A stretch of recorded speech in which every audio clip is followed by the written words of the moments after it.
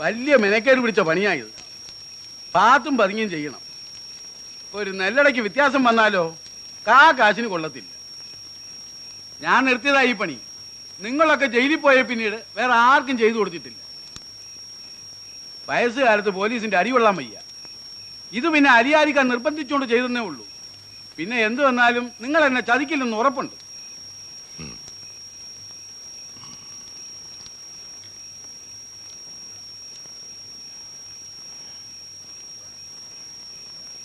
ഇനി പണി അധികമില്ല. കുഴല് തീർന്നു കിട്ടിയ പണി പകുതി കഴിഞ്ഞു.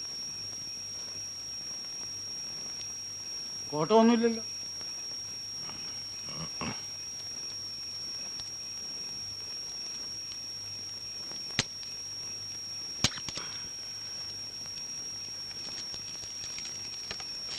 ഇതാ ഇത് 235 ഇപ്പൊ മൊത്തം 4335.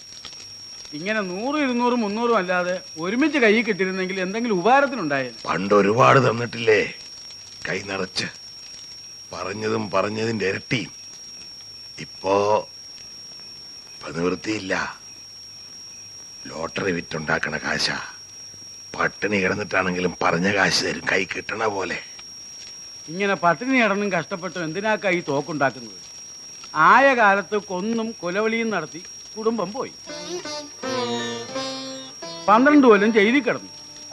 ഇപ്പൊ ഈ മരിക്കാൻ കാലത്ത് എന്താ ഇതിന്റെ ആവശ്യം? കഴിഞ്ഞിട്ടില്ല രാമ, ഒന്നൂടുണ്ട് ബാക്കി. തായ് വേര് വരെ ഇറക്കും, എന്നിട്ടേ ചാകൂ.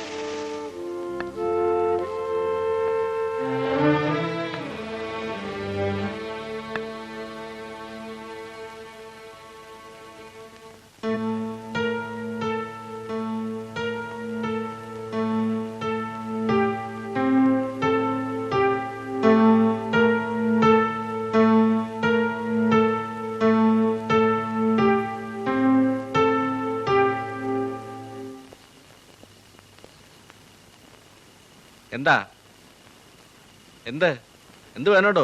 നിന്റെ തല. എന്ത് തല? തല മാറ് മാറ്, മുതലാളി വരുന്നു. ആ മാറ്, മാറിക്കോട്ടോ.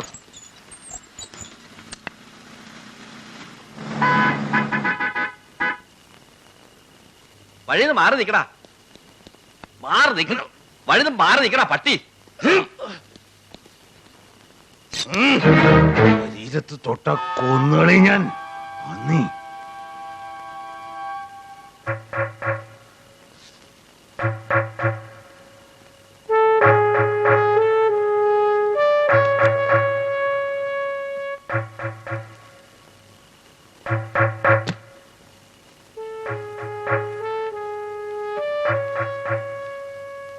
എന്താണിക്ക, എന്താ പ്രശ്നം?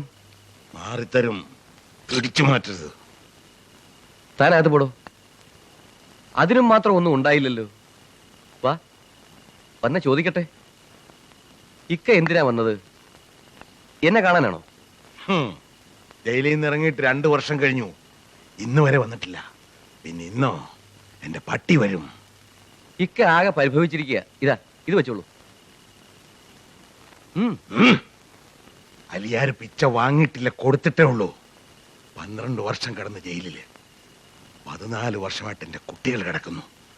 ഒന്ന് വന്ന് കണ്ടിരുന്നെങ്കിൽ, ഒരു പൊതി ബീഡി വാങ്ങി തന്നിരുന്നെങ്കിൽ ഇതിനേക്കാൾ 1000 മടങ്ങ് വിലയുണ്ടായനെ. തെറ്റ് ഞാൻ സമ്മതിക്കുന്നു. പക്ഷെ ഒരു കാര്യമൊക്കെ മനസ്സിലാക്കണം, നേരിട്ട് വന്ന് കാണാനും ബന്ധപ്പെടാനും പഴയ നിലയല്ല എൻ്റേത്. ഞാനൊരു MLA. എനിക്ക് പാർട്ടിയിൽ ക്ലീൻ ഇമേജാ. ഇമേജ് ഈ നിലയിമ്മലെ ഇമേജ് ഒക്കെ ഉണ്ടാക്കാൻ ഞങ്ങളുടെ ജോലിയും കൊടുത്തിട്ടുണ്ട്. മറക്കരുത്, മറക്കാൻ പാടില്ല.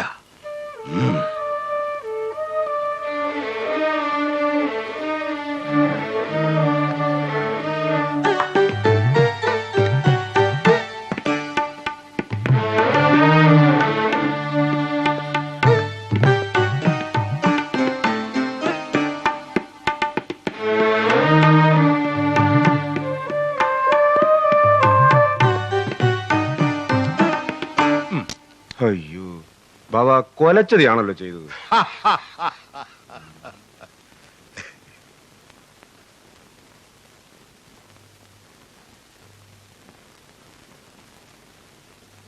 വരും.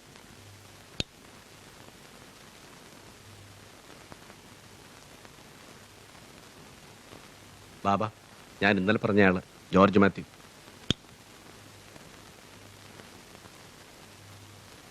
സഹായിക്കാൻ പറ്റില്ലെന്ന് ഞാൻ ഇന്നലെ തന്നെ നിന്നോട് പറഞ്ഞല്ലോ. ഞാൻ പറഞ്ഞു ബാബയെ നേരിട്ട് കണ്ട് പറയണമെന്ന്. അതെ, എന്റെ അവസ്ഥ ഇക്ക മനസ്സിലാക്കണം.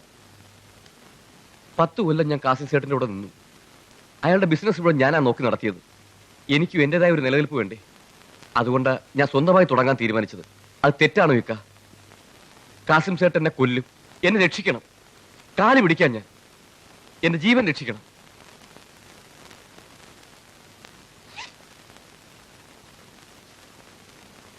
ഇതിരിക്കട്ടെ, ഏത് വ്യവസ്ഥയ്ക്കും ഞാൻ തയ്യാറാണ്. നിന്റെ പേരെന്താണെന്നാ പറഞ്ഞേ? ജോർജ് മാത്യു. എന്നെ നിലനിർത്തിയാൽ ചോദിക്കുന്നത് എന്തും തരും. നിനക്ക് നേരിട്ട് സ്വർണം കിട്ടുമോ? കിട്ടും. എത്ര സ്വർണം വേണമെങ്കിലും എനിക്ക് എത്തിച്ചേരാൻ ആളുണ്ട്. ബാക്കി എല്ലാ സെറ്റപ്പും ഞാൻ ഉണ്ടായിക്കൊള്ളാം. ഇക്ക എന്റെ ജീവൻ രക്ഷിച്ചാൽ മതി. എന്തു പറയുന്നു രാമയ്യൻ? ഒറ്റയ്ക്ക് നടത്താൻ കഴിവുണ്ടെങ്കിൽ നടത്തട്ടല്ലേ? നമ്മുടെ ചേരിയിലെ കുറെ പാവങ്ങൾക്ക് എന്തെങ്കിലുമൊക്കെ തൊഴിലും കിട്ടുമല്ലോ. അതെ ബാബ. ഹംസ, തൽക്കാലം നമ്മുടെ ഏതെങ്കിലും വീട്ടിൽ കൂട്ടട്ടെ. വേണ്ട സഹായമൊക്കെ ചേർക്കാൻ നമ്മുടെ ആളുകളോട് പറയണം. ശരി ബാബ. പൊയ്ക്കോ. ഇനി കാസിം സേട്ട് നിന്നെ തൊടില്ല.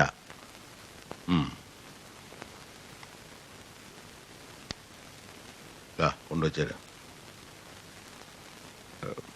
കാസിം സേട്ട് അത്ര കുറഞ്ഞ പുള്ളിയൊന്നുമല്ല ബാബ. നമ്മൾ തീരെ കുറഞ്ഞ പുള്ളികളാണോ? അതല്ല, അയാൾക്ക് നല്ല സെറ്റപ്പ് ഉണ്ട്. അതുകൊണ്ടെന്താ? സ്മഗ്ലിങ് സേട്ടിന്റെ കുത്തകയൊന്നുമല്ല, ഇയാൾക്കും ചെയ്യാം. ഈ ചേരി വന്ന് കാസിം സേട്ട് കളിച്ചാല് ആ കളിയൊന്ന് കാണണമല്ലോ.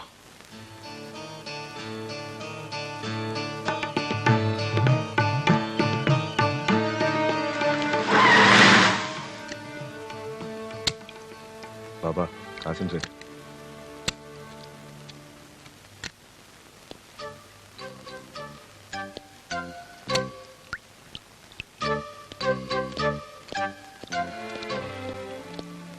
Hello Aliyar bhai, I am Kasim Sait. ഒരു മിനിറ്റ് എനിക്ക് സംസാരിക്കാൻ തരുമോ? എനിക്കൊരു ചെറിയ ഫേവർ ചെയ്യണം. എൻ്റെ ഒരാൾ എന്നെ ചീറ്റ് ചെയ്ത് നിങ്ങളെ അഭയം പ്രാപിച്ചിട്ടുണ്ട്, ജോർജ് മാത്യു. എനിക്ക് അയാളെ തിരിച്ചു തരണം. എന്തിനാ? സ്മഗ്ലിംഗ് കണ്ണടച്ച് വിശ്വസിക്കേണ്ട തൊഴിലാണ്. വഞ്ചനയ്ക്ക് ഒറ്റ ശിക്ഷയുള്ളൂ, മരണം. ഞാനും ആ അഭിപ്രായക്കാരനാണ്. വഞ്ചിച്ചാൽ അതെന്റെ മകളായ പോലും ഞാൻ സഹിക്കില്ല. ഈ ജോർജിനെ വിട്ടുതരാൻ സാധിക്കില്ല. കാരണം ഞാൻ അവനെ രക്ഷിക്കാന്ന് വാക്ക് കൊടുത്തു പോയി, പണവും വാങ്ങി. അയാൾ തന്നതിന്റെ ഇരട്ടി ഞാൻ തരാം. അലിയാർ കൊറ്റ വാക്കേ ഉള്ളത്, മാറാത്ത വാക്കാ. നാം തമ്മിൽ ഒരു മത്സരം ഒഴിവാക്കാം എന്ന് വിചാരിച്ചാണ് ഞാൻ പറഞ്ഞത്. കാസിം സേട്ടിനെ അലിയാർ ഭായിക്ക് കൃത്യമായിട്ട് അറിയില്ല. അനുഭവിച്ചറിയാം. എന്താ? ടീക്കേ. കൊല്ലക്കുടിയിലെ മുയലിനെ ആ ഉടുക്കുകൂട്ടി പേടിപ്പിക്കുന്നത്. വണ്ടി എടുക്കടാ.